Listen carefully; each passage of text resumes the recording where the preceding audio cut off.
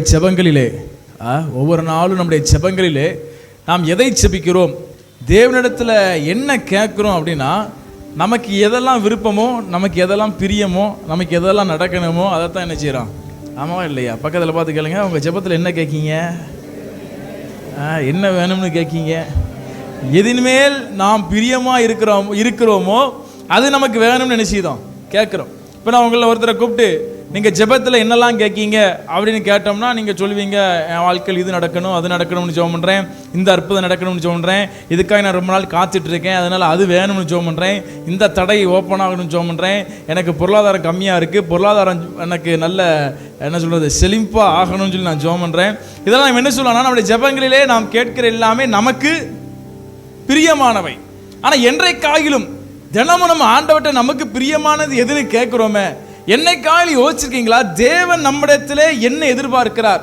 இப்போ நம்ம ஜெபத்தில் சொல்றது எல்லாமே என்னன்னா நம்ம ஆண்டவரிடத்துல எதிர்பார்க்கிற விஷயம். ஆனால் என்னைக்காவது யோசிச்சிருக்கீங்களா ஆண்டவர் நம்மிடத்துல என்ன எதிர்பார்க்கிறார்? பக்கத்தில் பார்த்து கேளுங்க, உங்கள்கிட்ட ஆண்டவர் என்ன எதிர்பார்க்கிறாருன்னு தெரியுமா?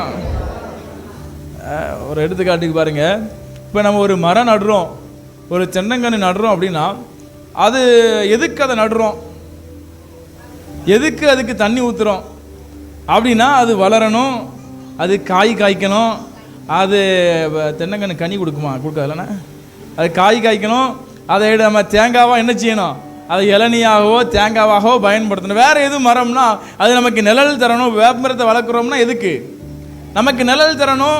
அடுத்து மற்ற பழங்களுடைய மரத்தை நம்ம வளர்க்குறோம், கஷ்டப்பட்டு வளர்க்குறோம், அதை பராமரிக்கிறோம்னா அது காய்க்கணும், கனி கொடுக்கணும். கனி கொடுக்குற மரமாக இருக்க வேண்டும் என்பதனால ஒரு மரத்தை வருஷ கணக்காக பிரயாசப்பட்டு நினைச்சுக்கிறோம், வளர்க்குறோம். இன்னைக்கு நீங்களும் நானும் தேவனுக்கு கனி கொடுக்கிறவர்களாக இருக்க வேண்டும் என்று தான் அவர் என்ன செய்கிறாரு, விரும்புகிறார். இன்னைக்கு நம்ம ரட்சிக்கப்பட்டு இத்தனை வருஷம் ஆச்சு, பல வருஷங்கள் ஆச்சு, இன்னும் நாம் கனி கொடுக்கவே என்ன செய்யலை, ஆரம்பிக்கலை. வசனத்தில் வாசிக்கிறோம், கனி கூடாத மரத்தெல்லாம் என்ன செய்யணுமா, என்ன செய்வாராம். பக்கத்தில் பார்த்து சொல்லுங்க, கனி கொடுக்காத மரத்தெல்லாம் வெட்டி அக்கினியில போடுவாராம். இன்னைக்கு நீங்களும் நானும் கனி கொடுக்கிற மரமா இருக்கிறோமா? ஒரு அல்லேலூயா சொல்லலாமா? பாருங்க, ஆண்டவர் நம்ம இடத்துல என்ன எதிர்பார்க்கிறார், அவருக்காகிலும் ஏதாகிலும் செய்து விட மாட்டோமா? இன்னைக்கு நம்ம ஆண்டவருக்காக என்ன செய்திருக்கிறோம், இன்னைக்கு நம்ம அவரிடத்துல எவ்வளவோ எதிர்பார்க்கிறோமே, அவர் நம்ம இடத்துல எதிர்பார்க்கிற காரியங்களில் ஏதாகிலும் நாம் செய்திருக்கிறோமா? ஒரு அல்லேலூயா சொல்லலாமா? எனக்கு தெரிஞ்சு இங்கே இருக்கிற எல்லாருமே குறைஞ்சது ரட்சிக்கப்பட்டு 5 வருஷமாச்சும், ஆமாம் தானே? இங்கே இருக்கிற எல்லாரும் பார்த்தாலே தெரியுது, இங்கே இருக்கிற எல்லாருமே குறைஞ்சது ரட்சிக்கப்பட்டு 5 வருஷமாச்சும் ஆயிருக்கும். அப்போனா நீங்கள் எதிர்பார்க்கிற பல காரியங்களை ஆண்டவரோட சொல்லியிருப்பீங்க, அவர் எதிர்பார்க்கிறதுல ஏதாகிலும் செஞ்சிருக்கீங்களா? அல்லேலூயா சொல்லாமா? பாருங்க, ஆண்டவர் நம்ம இடத்துல என்ன எதிர்பார்க்கிறார் அப்படின்னா, நாம் அவருக்கு நன்றி உள்ளவர்களா இருக்க வேண்டும் என்று எதிர்பார்க்கிறார். பாருங்க, தேவன் நமக்கு ரட்சிப்பை தந்திருக்கிறார், தேவன் நம்மை ரட்சித்திருக்கிறார், தேவன் நம்மை தம்முடைய பிள்ளையாய் மாற்றிருக்கிறார். அதுக்கு நாம நன்றி உள்ளவர்களா இருக்கிறோமா இல்லையான்னு சொல்லி அவர் என்ன செய்யறாரு பார்க்கிறார். பாருங்க, எல்லாரும் என்ன கவனிங்க, ஒரு மிஷினரி புதிதாய் ஒரு இடத்துக்கு ஊழியம் செய்யும்படி போனாராம். எங்கே போனாராம்? புதிதாய் ஒரு கிராமத்துக்கு ஊழியம் செய்யப்படி போனாராம். அவருக்கு கொஞ்சம் மருத்துவம் தெரியும் அப்படிங்கிறதுனால அவர் என்ன செஞ்சாராம், கொஞ்சம் மருந்தெல்லாம் என்ன செஞ்சாராம் கொண்டு போய், அவர் ஊழியம் செய்ய போனவர் போல தன்னை காட்டிக்கொள்ளாமல் மருந்துகள் வச்சிருக்கிறவர் மாதிரியும், யாருக்காச்சும் மருத்துவ உதவி தேவைப்பட்ட என்கிட்ட வாங்கன்னு சொல்லி அறிவு கொடுத்துருந்தாராம். 1 மாதம் ஆச்சா, 2 மாதம் ஆச்சா, 3 மாதம் ஆச்சா, ஒருத்தர் என்ன செய்யலை, ஒருத்தருமே மருந்து வாங்க வரலையாம். இவருக்கு ரொம்ப மன உளைச்சல் ஆகி போச்சு. என்னடா, யாராச்சும் நம்மகிட்ட மருந்து வாங்க வந்தா மருந்தை கொடுத்து அப்படியே அவங்களுக்கு ஆண்டவரை பற்றி சொல்லலாம்னு நினைச்சவன், ஆனால் ஒருத்தர் என்ன செய்ய மாட்டேங்காங்க, வரமாட்டேங்காங்களே அப்படின்னு சொல்லி அவருக்கு ரொம்ப மன வருத்தமா. ஒரு நாள் அவர் வீட்டை விட்டு வெளியே வந்து பார்த்தாராம், அங்கே ஒரு நாய் நொண்டி நினைச்சுதான் வந்துட்டு இருந்துச்சான். இந்த நாய்க்கு காயம் பட்டிருக்கு. உடனே பார்த்தாராம், இந்த மனுஷங்க தான் ஒருத்தர் மருந்து வாங்க நினைச்ச மாட்டேங்காங்க, வரமாட்டேங்காங்க, இந்த நாய்க்காச்சும் என்ன செய்வோம், கொஞ்சம் மருந்தை போட்டு விடுவோன்னு சொல்லி அந்த நாய் காலை பிடிச்சு இழுத்து அதுக்கு நல்லா மருந்து போட்டு நல்லா கெட்டி விட்டாராம். மறுநாள் அதிகாலையிலேயே வீட்டுக்குள்ள ஒரு தூங்கிட்டு இருக்கும் பொழுது பயங்கர நாய் சத்தமா வெளியே. என்னடா இது நாய் சத்தம் வெளியே பயங்கரமா கேட்குன்ட்டு வெளியே வந்து பார்த்தா அந்த நாய் இன்னொரு நாயை கூட்டு வந்துருந்துச்சான். இந்த நாய் எதுக்கு இன்னொரு நாயை கூட்டு வந்திருக்குன்னு பார்த்தா அந்த இன்னொரு நாய்க்கு காலில் காயம் போட்டிருக்கான். அப்ப இந்த நாய் நமக்கு இவன் காயம் போட்டானே, நம்ம கூட சேர்ந்து இந்த நாயை கூட்டு வந்தோம்னா இந்த நாய்க்கு என்ன செய்வான், காயத்துக்கு மருந்து போடுவான்னு சொல்லி அந்த நாயே இன்னொரு நாய் என்ன செஞ்சிருக்கு, கூட்டு வந்திருக்கு. நான் பேசுறது புரியுதா யாருக்காச்சும்? பக்கத்தில் பார்த்து சொல்லுங்க, நாயே.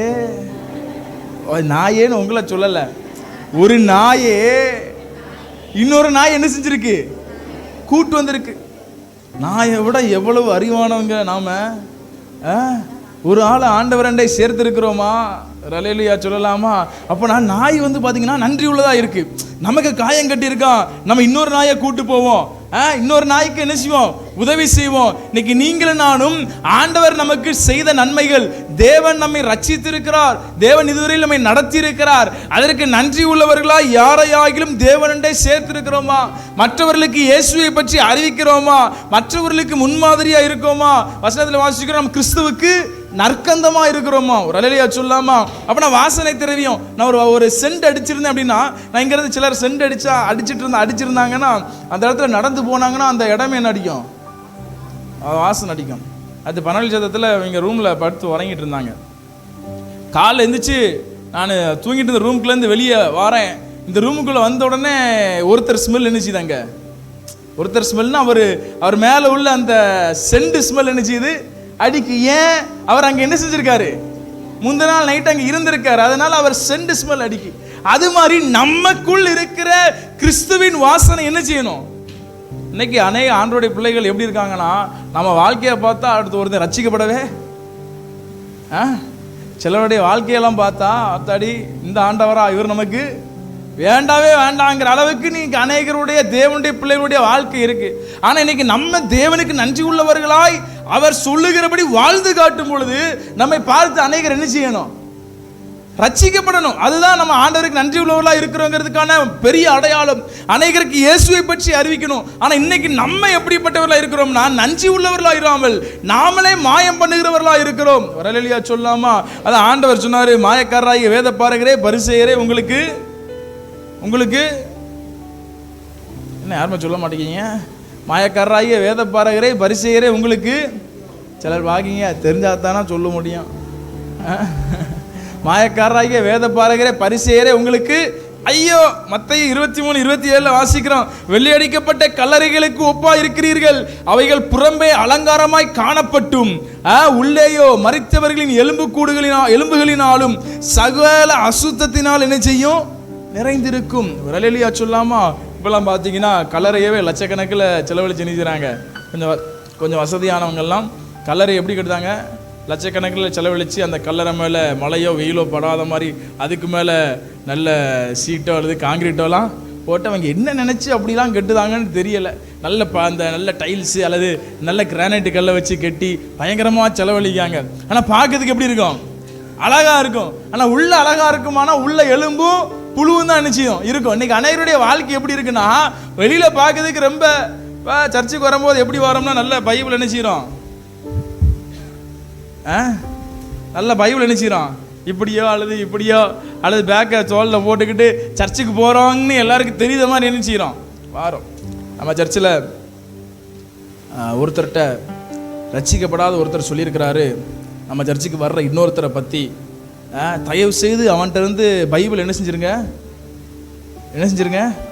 வாங்கிருங்க. அந்த பைபிளை கையில் வச்சிருக்கிறதுக்கு ஏத்தாப்புல அவன் என்ன செய்யலை, நடந்துக்கிடல. தயவு செய்து அவன்கிட்ட இருந்து அந்த பைபிளை வாங்கிருங்க. அப்போனா இந்த பைபிளை வச்சிருந்தாலே கொஞ்சம் நல்ல ஆளாக இருப்போம்னு எல்லாரும் என்ன செய்தாங்க, இந்த பைபிள் நம்மகிட்ட இருந்தாலே நம்ம கொஞ்சம் நல்ல ஆளாக இருப்போம்னு எல்லாரும் என்ன செய்தாங்க, நினைக்காங்க.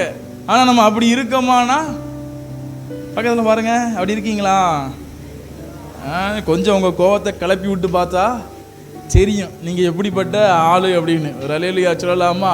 பாருங்க, தேவனுக்கு நன்றி உள்ளவர்களாக இருக்கிறதுனா என்ன தெரியுமா, அவரை வெளிப்படுத்துவது, அவரை பற்றி மற்றவர்களுக்கு சொல்வது. நான் இத்தனை வருஷம் கிறிஸ்தவனாக இருக்கேன், கொஞ்சமாவது அவரை மாதிரி ஆயிருக்கேனா? நான் அடிக்கடி கேட்பேன் சபையில், எத்தனை பேருக்கு ஞாபகம் இருக்குன்னு தெரியல, ஆண்டவர் சொன்ன காரியங்களில் நான் இந்த காரியத்தை முழுமையாய் பின்பற்றுதேன் அப்படின்னு சொல்லி நம்மகிட்ட ஏதாச்சும் ஒன்று உண்டா? உன்னை நேசிப்பது போல பிறனை நேசின்னு சொன்னார். அது தலைகள்னாலும் ஒருத்தருக்கு நேசிக்க மாட்டேங்கி, நிறைய பேருக்கு வர மாட்டேங்கி. தேவநாய கத்திரத்திலே முழு இதயத்தோடு முழு ஆத்மாவோடு முழு பலத்தோடு அன்பு, அதுவும் வரமாட்டேக்கி. மன்னின்னு சொன்னார், அதுவும் வரமாட்டேக்கி. இப்படி ஏகப்பட்ட விஷயம் அவர் சொல்லியிருக்கிறார். இதில் ஒன்றாச்சும் நம்ம முழுமையாக கடைப்பிடிக்கிறோமானா அநேகர் என்ன செய்யலை, கடைபிடிக்கல. அவருக்கு நன்றி உள்ளவர்களாக இருக்கிறோம் என்றால் தேவனை வெளிப்படுத்துகிறவர்களாக இருக்க வேண்டும். வரலையா சொல்லாமா? பாருங்க, லூக்கா 8ஆம் அதிகாரம் 38-39 வாசிக்கிறோம். யாராவது ஒருத்தர் வாசிக்கலாமா? லூக்கா 8ஆம் அதிகாரம் 38ஆம் வசனம் 39ஆம் வசனம். பிசாசு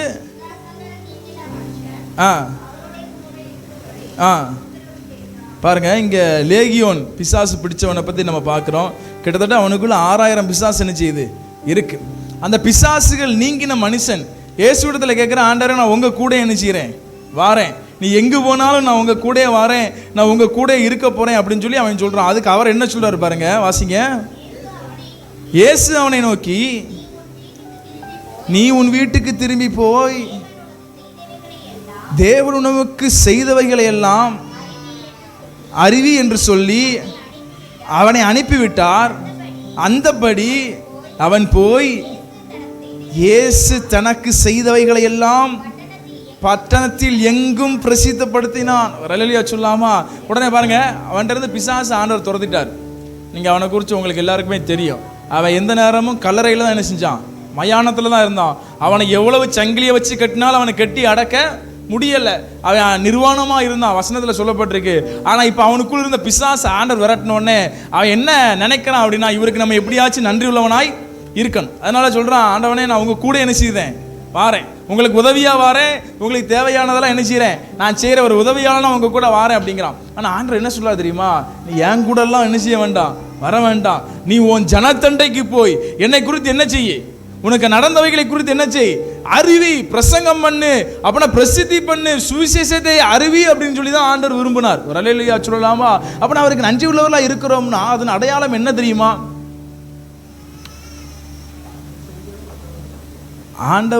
ஆண்டவரை பற்றி மற்றவர்களுக்கு சொல்லுவது. ஒரு அல்லேலூயா சொல்லலாமா? இந்த வருஷத்துல ஜனவரி, பிப்ரவரி, மார்ச் 3வது மாதம், இன்னைக்கு 19ஆம் தேதி. ஆமாம், கிட்டத்தட்ட இந்த வருஷத்தில் ஒரு 80 நாள் முடிஞ்சு. எத்தனை பேர் நான் ஆண்ட இயேசுவை பற்றி ஒரு 10 பேருக்காயிலும் நான் அறிவிச்சிருப்பேன் அப்படின்னு யாராச்சும் இருக்கீங்களா? இயேசுவை பற்றி நான் ஒரு 10 பேருக்கு அறிவித்தேன். யாருமே ரசிக்கப்படலை, பரவாயில்ல. ஆனால் நான் இயேசுவை பற்றி ஒரு 10 பேருக்கு. பாருங்கள், இப்போ நம்ம ஒரு இடத்துக்கு போகிறோம், ஒரு ஹோட்டலில் சாப்பிடுதோம், டேஸ்ட்டு ரொம்ப அருமையாக இருக்குன்னா நம்ம ஊரில் வந்து வீட்டில் வந்து என்ன செய்வோம், நம்ம நண்பர்கள்ட்ட என்ன செய்வோம், சொல்லுவோம், இந்த கடைக்கு போனோம், சாப்பாடு அருமையாக இருந்துச்சு. இப்போ பிரபோதாண்ட கேட்டிங்கன்னா, இப்போ குட்டாலம் போனார் அப்படின்னா அங்கே அது என்ன கடை, அது இல்லை, அவர் ஒரு கடை வச்சுருக்காரு. என்ன கடை இல்லை, ஏதோ ஒரு மெஸ்ஸு,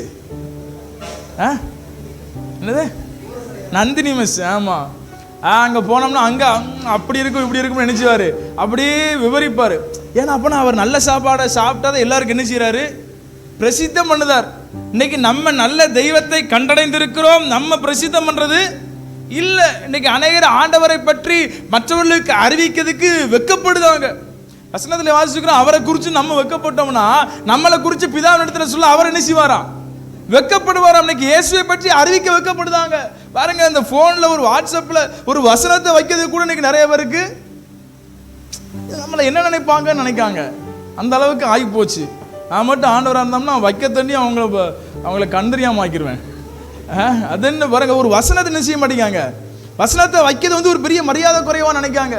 ஒரு கிறிஸ்தவ பாடலை வைக்கிறது அதாவது புரியாத பாட்டுலாம் என்ன செய்வாங்க, அப்போ அப்படின்னு ஒரு பாட்டு இப்போ ட்ரெண்டிங் ஆகிட்டு இருக்கு, ஒரு சைனா பாட்டு, அது என்ன அர்த்தம்னே தெரியாது, ஆனால் அதெல்லாம் வைப்பாங்க. ஒரு வசனத்தை வைக்கிறதுக்கு இன்னைக்கு நிறைய பேருக்கு அப்படியே, நம்ம வசனத்தை வச்சா நம்மளை என்ன நினைப்பாங்க, ஆண்டவர் இல்லைன்னா நீ இல்லை, ஆண்டவர் இல்லைன்னா நீ இன்னைக்கு உயிரோடையே இருந்திருக்க மாட்டேன், உனக்கு உண்ண உணவு உடுக்க உடை உறங்கிடம் தந்து உன்னை பாதுகாக்கிறவர் இயேசு. நான் எப்பவுமே நினைப்பேன், நம்ம இப்போ இருக்கிற நிலைமையில இருக்கிறதுக்கு காரணமே யாரு தான், இயேசு தான். அவர் இல்லைன்னா இப்போ இருக்கிற நிலைமையில கூட என்ன செய்ய மாட்டோம். நிறைய பேர் நினைக்கலாம், ஆண்டவர் எனக்கு எந்த நன்மையுமே செய்யலை அப்படின்னு சொல்லி. ஆனால் இப்போ இருக்கிற நிலைமையை அவர் தந்த பெரிய நன்மை தான். அவர் இல்லைன்னா இப்போ இருக்கிற இந்த நிலையில கூட என்ன செய்ய மாட்டீங்க, இருக்க மாட்டோம். ஒரு அல்லேலூயா சொல்லலாமா? அவனை பிசாசு பிடித்தவன்ட்ட இயேசு சொல்றாரு, நீ எனக்கு நன்றி உள்ளவனா இருக்க வேண்டும் என்றால் என்னை குறித்து என்ன செய், மற்றவர்களுக்கு போய் சொல்லு. பக்கத்தில் பார்த்து சொல்லுங்க, இயேசுவுக்கு நன்றி உள்ளவனா இருக்கீங்களா? நன்றி உள்ளவனா இருக்கிறீங்கன்னா உங்களுக்கு ஆண்டவர் செஞ்சவைகளை மற்றவர்களுக்கு என்ன செய்யுங்க, சொல்லுங்க. ஒரு அல்லேலூயா சொல்லலாமா? பாருங்க, நன்றி உள்ளவர்களா இருக்க வேண்டும், அதே சமயத்தில் உண்மை உள்ளவர்களா இருக்க வேண்டும். எதுல உண்மையா இருக்கணும்னா, தேவன் நமக்கு தந்த நேரத்திலே உண்மையுள்ளவர்களா இருக்க வேண்டும். இங்க எத்தனை பேர் 60 வயசுக்கு மேல இருக்கீங்க? கை தூக்க வேண்டாம், நான் சொல்ல சொல்ல நீங்க மனசுல யோசிப்பாங்க. 50 வயசுக்கு மேல எத்தனை பேர் இருக்கீங்க? 40 வயசுக்கு மேல எத்தனை விட மாட்டீங்க, எல்லாம் கையை தூக்குறீங்க. சரி, நீங்க தூக்கி தூக்கி இறக்கிக்கோங்க. பாருங்க, இத்தனை வருஷம் தேவன் நம்முடைய வாழ்க்கையில தந்திருக்கிறார்னா, அந்த நாட்களை அவருக்காக நாம் பிரயோஜனப்படுத்தி இருக்கணும். ஆண்டவர் மேல இருந்து பார்த்துட்டே இருக்காருன்னு வச்சுக்கிடுவோம். பார்க்கிறாரு, மகேந்திரனை பார்க்கிறாரு, மேல இருந்து பார்த்துட்டே இருக்காரு. இவனுக்கு ஆயுசு நாட்களை நம்ம ஒவ்வொரு நாள் என்ன செய்யறோம்? கூட்டிக்கிட்டே இருக்கோம்.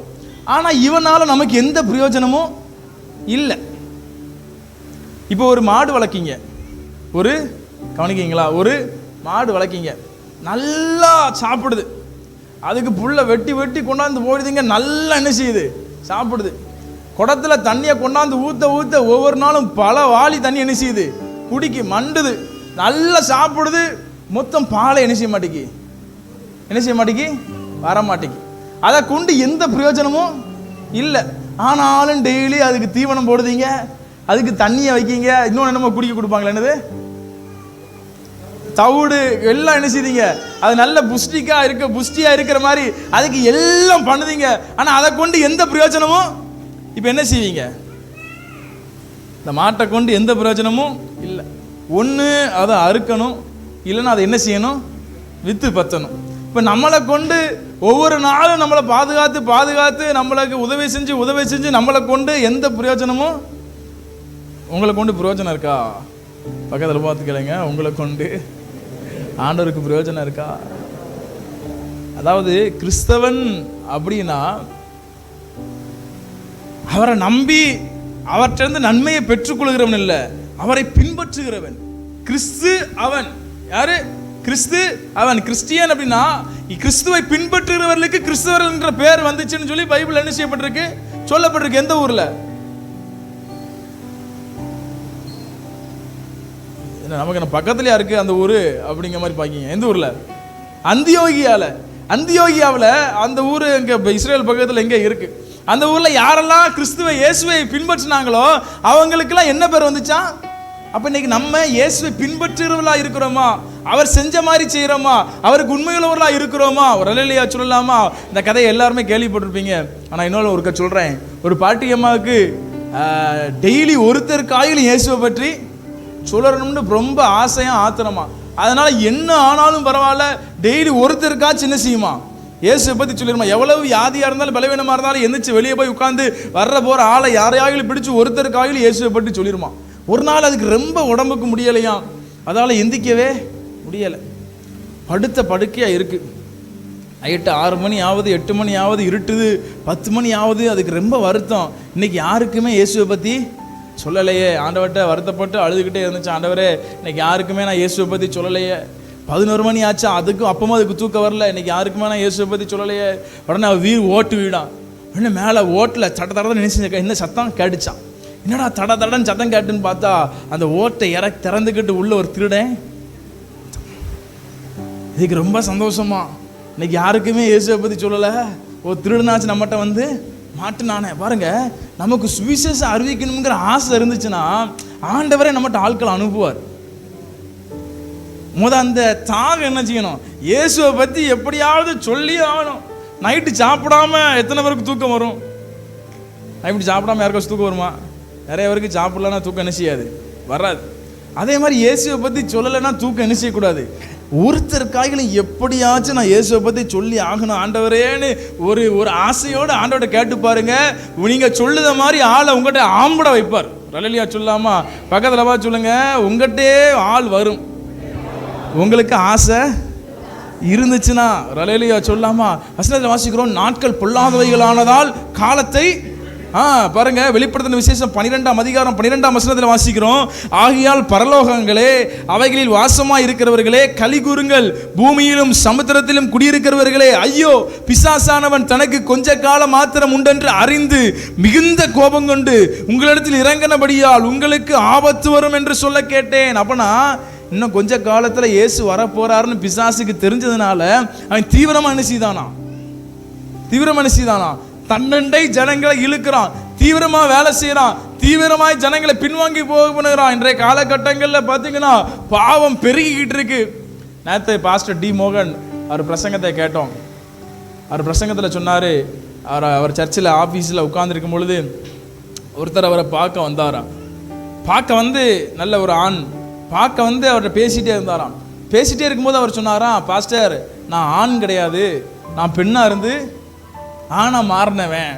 பார்த்தா மீச தாடியெல்லாம் இருக்கான், வாய்ஸ்லாம் ஆம்பளை மாதிரி இருக்கான். ஆனால் அது யாரா பாருங்க, ஊசியை போட்டு வாய்ஸை மாற்றி ஊசியை போட்டு மீச தாடியெல்லாம் வளர வச்சு இன்றைய காலகட்டங்களில் பிசாசு என்ன செய்யறான்னா பெண்ணை ஆணா மாறாதபடியாய் உள்ள புகுந்து மனசில் வேலை செய்கிறான். ஆண்களை பெண்களாய் மாறும்படியாய் புள்ள புகுந்து வேலை செய்கிறான். இன்னைக்கு பார்த்தீங்கன்னா நான் லவ் பண்ணுதேன்னு யாரும் வீட்டில் வந்து சொன்னா, ஒரு ஆம்பளை பையன் சொல்லுதாம்னா அவன் பொம்பளை பிள்ளைய லவ் பண்ணாலே சந்தோஷப்பட வேண்டி இருக்கு. ஏன்னா இன்றைய காலகட்டங்களில் பார்த்தீங்கன்னா ஆண்களை லவ் பண்ணுதாங்க, திருமணம் பண்ணுதாங்க. பெண்களை லவ் பண்ணுதாங்க, திருமணம் பண்ணுதாங்க. நம்ம தேசத்தில், நம்ம தமிழ்நாட்டில், நம்ம பகுதியில் இந்த மாதிரி காரியங்கள் என்ன செய்யுது நடக்கு. அப்போ இதெல்லாம் பார்க்கும்போது என்ன தெரியுதுன்னா, சோதம் குமராவில் இப்படிப்பட்ட பாவங்கள் பெருகணும்னு சோதம் குமராவை ஆண்டவர் என்ன செஞ்சார்? அழிச்சார். அப்போ இப்படிப்பட்ட பாவங்கள் இப்போ பெருகி கொண்டு வருதுன்னா முடிவு சமீபமாயிருச்சு. ஒரு அலையிலையா சொல்லாமா? அதான் பிசாசு தனக்கு கொஞ்ச காலம் தான் இருக்குன்னு சொல்லி உக்கிரமா வேலை செய்யறானா. நம்ம என்ன செய்யறோம்? நம்ம உண்டு, நம்ம வேலை உண்டு, நம்ம குடும்பம் உண்டு. நமக்கு என்ன கவலைன்னா நாளைக்கு என்ன குழம்பு வைக்கலாம். இன்னைக்கு சாம்பார் வச்சாச்சு, நேற்று புளிக்குழம்பு வச்சாச்சு, அதுக்கு முதல் நாள் தான் பருப்பு குழம்பு. நாளைக்கு என்ன குழம்பு தான் வைக்க. இன்னைக்கு நிறைய பேருக்கு கவலை, நாளைக்கு என்ன குழம்பு வைக்கலாம். உலகத்தின் முடிவு வரப்போத ஏசப்பா வரப்போறார, நம்ம இன்னும் அவருக்காக வேலை செய்ய ஆரம்பிக்கவே இல்லையே. அவர் நம்மளை பார்த்து கேட்டார்னா அவர் முகத்தில் எப்படி முழிக்க அப்படின்னு இன்னைக்கு நம்ம நினச்சி பார்க்கணும். ஒரு அலேலியா சொல்லலாமா? நல்ல சத்தமாக ஒரு அலேலியா சொல்லலாமா? இன்னும் கூட சத்தமாக ஒரு அலேலியா சொல்லலாமா? வசனத்தில் வாசிக்கிற ஒருத்தண்ட 5 தாளந்து, ஒருத்தண்ட 2 தாளந்து, ஒருத்தண்ட 1 தாளந்து ஆண்டவர் கொடுத்தார். 5 10 ஆக்குனவனையும் விட்டுட்டாரு, 2 4 ஆக்குனவனையும் விட்டுட்டாரு. 1 2 ஆக்காதவனை பிடிச்சு சொன்னார், இவனை அழுகையும் பற்கடிப்பும் நிறைந்த இடத்துல என்ன செய்யுங்க, இவனை தூக்கி இருளில் போடுங்க அப்படின்னாரு. அப்போ நம்ம ஆண்டவருக்காக நமக்கு தந்த நேரத்தில் உண்மையுள்ளவர்களா இல்லை என்றால் நம்மளை தூக்கி இருளில் போட்டுற போறாரு. ஒரு அலேலியா சொல்லலாமா? பக்கத்தில் பார்த்து சொல்லுங்க, ஆண்டவருக்கு நன்றி உள்ளவர்களா இருங்க, உண்மையுள்ளவர்களா இருங்க. பாருங்க, அவருக்கு இருக்கிற பாரம் நமக்கு என்ன செய்யணும்? பாரமுடையவர்களாக இருக்க வேண்டும். பாருங்க, 2 கொரிந்தியர் 11ஆம் அதிகாரம் 28ஆம் வசனத்தில் வாசிக்கிறோம். அப்போஸ்தலனாகிய பவுல் சொல்றாரு 28 29, இவை முதலானவைகளை அல்லாமல் எல்லா சபைகளை குறித்தும் உண்டாயிருக்கிற கவலை என்னை நாள்தோறும் நெருக்குதான். பவுல என்ன செய்தான்? சபைகளை குறித்த கவலை என்ன செய்தான்? போட்டு நெருக்குதான். ஒருவன் பலவீனனானால் நான் பலவீனனாகிறது இல்லையோ, ஒருவன் இடறினால் என் மனம் எரியாதிருக்குமோ. அப்போனா ஆண்டவருடைய பிள்ளைகள் சபைக்கு வருகிற யாராயிலும் பின்வாங்கி போறத பார்த்தா நமக்கு ரொம்ப கவலையா இருக்கணும். எத்தனை பேருக்கு இருக்குன்னு தெரியல. ஒரு அலேலியா சொல்லலாமா? நமக்கு அப்படி அவங்கள பார்க்கும்போது மனசு ரொம்ப பாரப்படணும். அதான் ஆண்டவருடைய பாரம் நமக்கு இருக்கணும். பாருங்க, ஆண்டவர் சொல்றாரு மத்தேயு 23:37, எருசலேமே எருசலேமே, தீர்க்கதரிசிகளை கொலை செய்து உன்னிடத்தில் அனுப்பப்பட்டவர்களை கல்லறிகிறவளே, கோழி தன் குஞ்சுகளை தன் சிறகுகளின் கீழே கூட்டி சேர்த்து கொள்ளும் வண்ணமாய் நான் எத்தனை தரமோ உன் பிள்ளைகளை கூட்டி சேர்த்துக்கொள்ள மனதாக இருந்தேன், உங்களுக்கோ மனதில்லாமல் போயிற்று. வசனத்தில் வாசிக்கிறோம், அவர் எருசலேமை பார்த்து கண்ணீர் விட்டாராம். இன்னைக்கு நீங்களும் நானும் ஆண்டவரை அறிந்த பின்பு பின்வாங்கி போறவங்களை பார்த்து நம்ம மனசு பாரப்பட்டு அவங்களுக்காக என்ன செய்யணும்? ஜெபிக்கணும், அவர்களுக்காய் பிரயாசப்படணும். இன்னைக்கு அநேகர் ஆண்டவரை தேட ஆரம்பிச்சு விசுவாசத்தை விட்டு என்ன செஞ்சுட்டாங்க? வழி போயிட்டாங்க. அவங்கள பார்க்கும் போதெல்லாம் மனசு பாரப்படுதா? பாருங்க, இயேசு சிலுவையிலே மரணம் அடைந்ததை நம்ம லேசாக நினைக்கிறோம். ஆனால் அவருக்கு அது லேசான விஷயமா இல்லை. அவர் பூமியிலே மனிதனாக இருக்கும் பொழுது அவர் சிலுவையிலே அறையப்படுவது அவருக்கு சுலபமான காரியமாக இல்லை. ஏன்னா வசனத்தில் வாசிக்கிறோம் பாருங்க, பிதாவே இந்த பாத்திரம் என்னை விட்டு, அவர் ஜோம் பண்ணிதாரு, இந்த சிலுவையில் அடிக்கப்பட போகிற இந்த சூழல் இதிலிருந்து என்னால் என்னையை நீங்கள் தப்பிக்க முடியுமானா என்ன செய்யுங்க? என்னைய தப்புவீங்க. அப்படின்னா இந்த பாத்திரம் என்னை விட்டு நீங்கள் குடும்பமானால் நீங்கள் மட்டும் செய்யுங்க. வசனத்தில் வாசிக்கிறோம், வேர்வை வரும் துளிகள் வழியா என்ன வந்துச்சான்?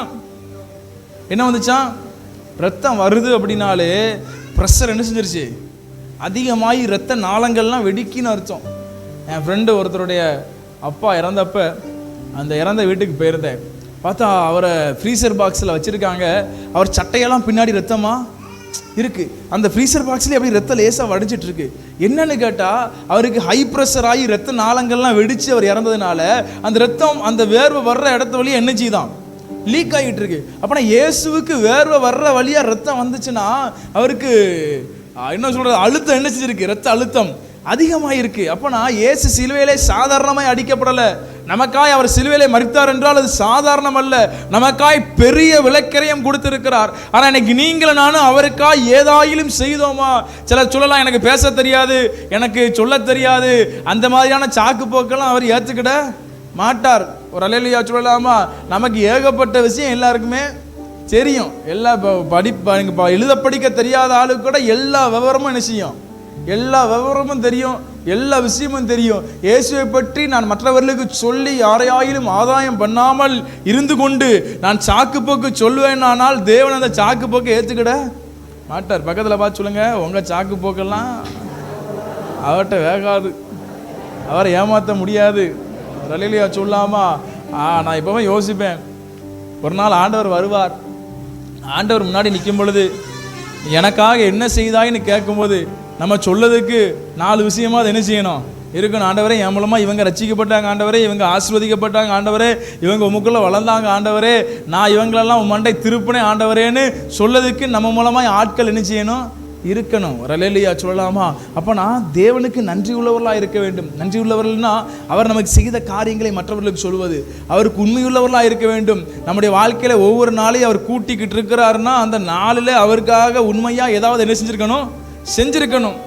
நம்மளெல்லாம் ஆண்டவர் இப்போமே பரலோகத்துக்கு எடுக்கிறது ரொம்ப கஷ்டமான விஷயம்.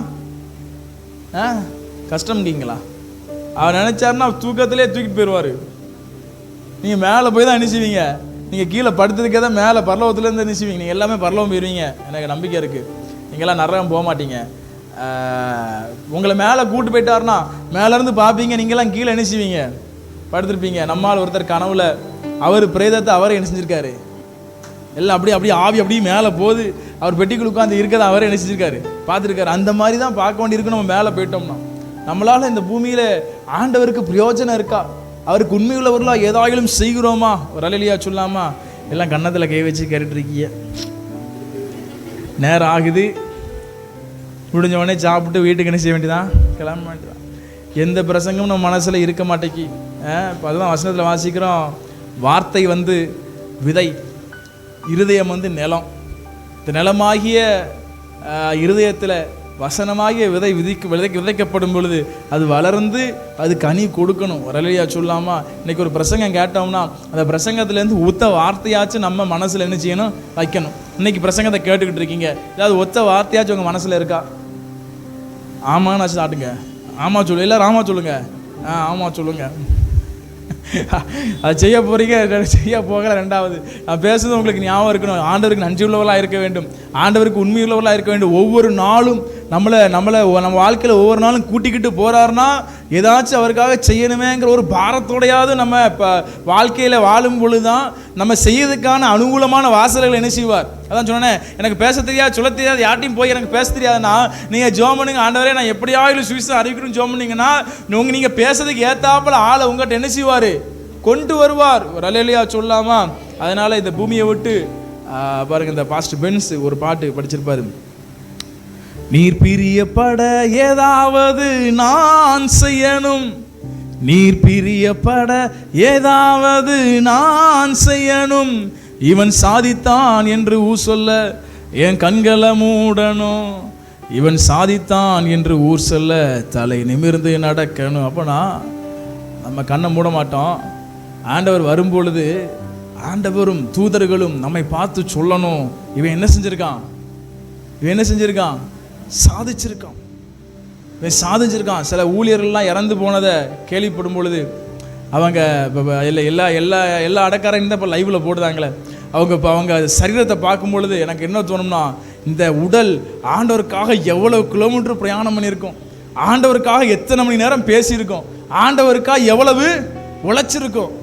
ஒரு ஊழியக்காரங்களை பார்க்கும்போது இப்போ 70 வயசு 80 வயசில் இறக்குறாங்க அப்படின்னா அவங்கள பார்க்கும்போது தோணும் இந்த உடல் எவ்வளவு உழைச்சிருக்கு. ரலேலியா சொல்லாமா, நம்ம ஆவி மேலே போகும்போது நம்மளை பார்த்து ஆண்டவரும் தேவதூதரும் சொல்லணும், இவன் தேவனுடைய ராஜ்யத்துக்காக என்ன செஞ்சுருக்கான், சாதிச்சிருக்கான், இவன் தேவனுடைய ராஜ்யத்துக்காய் உழைச்சிருக்கான், இவன் ஆண்டவருக்காய் கஷ்டப்பட்டிருக்கான், ஆண்டவருக்காய் அசிங்கப்படுத்தப்பட்டிருக்கான், ஆண்டவருக்காய் அவமானப்பட்டிருக்கான், ஆண்டவருக்காய் கஷ்டங்களை சகித்திருக்கிறான். ஆனாலும் முடிவு பரியந்தம் தேவனுக்காய் இவன் உழைத்தான் அப்படின்னு சொல்லி நம்மளை பார்த்து பரலோகமும் தூதர்களும் என்ன செய்யணும், சொல்லணும். நம்ம பரலோகத்துக்குள்ளே போகும்போது ஆண்டவரே எழுப்பி நின்று நம்மளை கை கொடுத்து நம்மளை கட்டி பிடிச்சி உள்ள என்ன செய்யணும், கூட்டு போகணும். இப்போ நான் சொல்லும் போதே எல்லாரும் அப்படி நினச்சி பார்க்கிங்கன்னு நினைக்கிறேன்.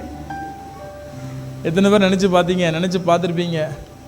நல்லது. ஒரு அலையிலியா சொல்லாமா, அப்படியானா ஆண்டவருக்காக எதாயிலும் செய்யணும். ஒரு அலையிலியா சொல்லுங்க பார்க்கலாம். பக்கத்தில் பார்த்து சொல்லுங்க, ஆண்டவருக்கு உண்மை உள்ளவர்களாக இருங்க, நன்றி உள்ளவர்களாக இருங்க, பாரம் உள்ளவர்களாக இருங்க. மனசு பாரப்படணும். ரட்சிக்கப்படாதவங்களை பார்க்கும்போதும் தேவனிடத்துலேருந்து வழிவிலகி போனவங்களை பார்க்கும்போது மனசு பாரப்படுற அந்த அனுபவம் வந்தாலே நீங்கள் சாதிச்சுக்கிட்டு இருக்கீங்கன்னு அர்த்தம். நான் 2 பேரை சர்ச்சுக்கு இன்னும் கூட்டு வரல, ஆனால் என் மனசு பயங்கர பாரப்பட்டு நான் அவர்களுக்காய் ஜெபிக்க ஆரம்பிக்கிறேன் அப்படின்னாலே, ஒரு நாள் அதிகாலையில் கூகுள் மீட்டில் ஜெபத்தை ஆரம்பிக்க முன்னாடி ஃபோன்லாம் ஆன் பண்ணிவிட்டு நான் மைக்கு முன்னாடி உட்காந்துருக்கேன். என்ன டைம் இன்னும் 2 நிமிஷம் இருக்குது. நான் சிலரை நினச்சேன், ரட்சிக்கப்பட்டு சபைக்கு வந்து பின்வாங்கி போனவங்களை நினச்சேன். அவங்க நினைக்கும் போது அப்படி இந்த இடம் அப்படியே வெயிட் ஆகிற மாதிரி இருந்துச்சு. என்னால் மூச்சு விட முடியலை, அப்படியே இறுக்கமாக அப்படி பாரமாகிற மாதிரி இருந்துச்சு. அப்புறம் நான் நினச்சேன், பரவாயில்ல, நமக்குள்ளே ஆண்டவர் பாரத்தை என்ன செஞ்சுட்டாரு, கொடுத்துட்டாரு. அப்போ நான் பாரப்பட ஆரம்பிச்சிட்டாலே அவருக்காய் வேலை செய்ய ஆரம்பித்து விட்டோம். அதனால் பாரப்படுங்க, ஏதாவது ஆண்டவருக்காய் செய்யணும். நம்ம ஆண்டவருக்காய் ஒன்றும் செய்யலை இதுவரையிலும். இனி நம்மளை எத்தனை நாள் வச்சுருக்க போகிறாரோ, என்னையே வருஷக்கணக்காக வச்சுருக்க போகிறாரு, உங்களெல்லாம் எத்தனை மாதம் வச்சுருக்க போகிறாரோ, இல்லை எத்தனை வருஷம் வச்சுருக்க போகிறாரோ, ஆனால் ஏதாவது செஞ்சுட்டு தான் என்ன செய்யணும். இப்போ அந்த எண்ணத்தோடு கூட பாரத்தோடு கூட இருப்போம். நம்ம அவருக்காய் வேலை செய்யணும்னு ஆசைப்படும் பொழுது அவர் நமக்காய் அதிகமாய் கிரியை செய்வார். ஒரு அலையிலியா சொல்லாமா. அதனால் தேவனுடைய பிள்ளையாய் அவரை பின்பற்றுவர்களாக இருப்போம். ஆண்டவருடைய வாழ்க்கையில பெரிய காரியங்களை செய்வார்.